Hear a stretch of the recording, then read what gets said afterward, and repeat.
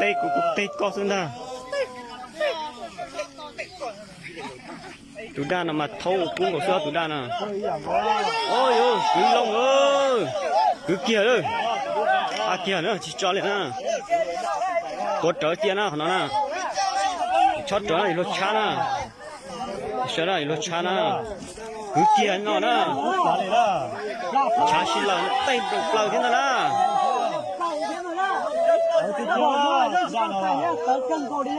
tụi đa nó tới tít thế nè thay vì thời giờ thế nào nè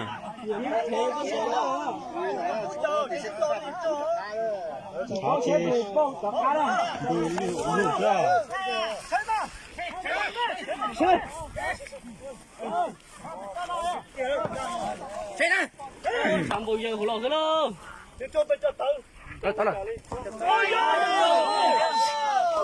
có ít tê cho nó thoát sống nữa thoát sống nữa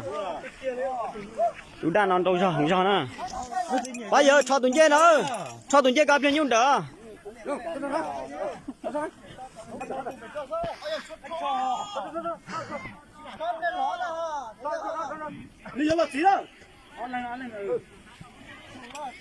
chả chỉ xin lời nè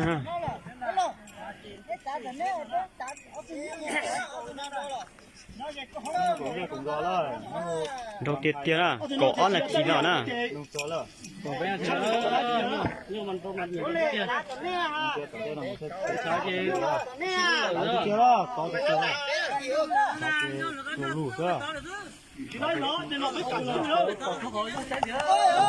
đây lời thế nào nè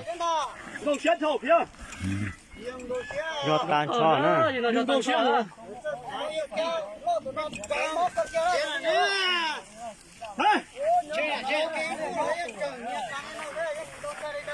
chỉ tôi xuống xe lên thôi nè ở thuyền nhiêu nè đón chơi ít tiền gì thế nè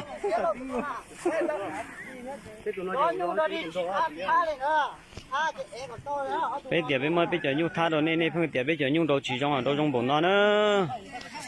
cột chế là thì cột lỗ là thì nó chỉnh cho có căng nè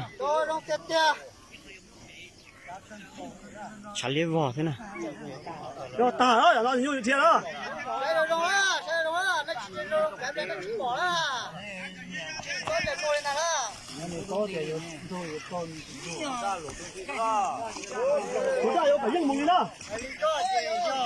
tụi đa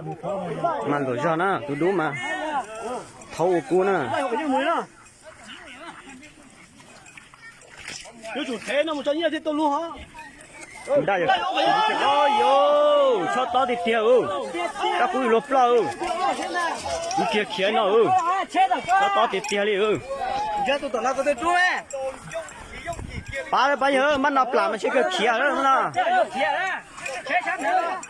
có chỗ chỉ cho đi cho to thì tiêu đi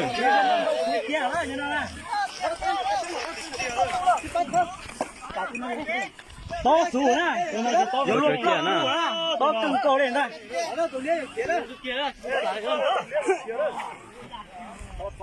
Mất tủ lia tôi, mất tủ cái thớ tôi xem ra. Ôi, kia nó ơi, kia nó nè, tôi mới dành kia lên nó nè, cho to tiền tiền nè, vô lột ta chắc cú nè, vô lột ta yang. không tiền nó nè ô cái này để bé cho lan này chỉ vô đâu ta nói gì bé cho lan chỉ họ đó chứ nào thế nào tụi nhung cũng lên đi hả thành khoa dạng đi nó nè cái này là sáng đi đầu tư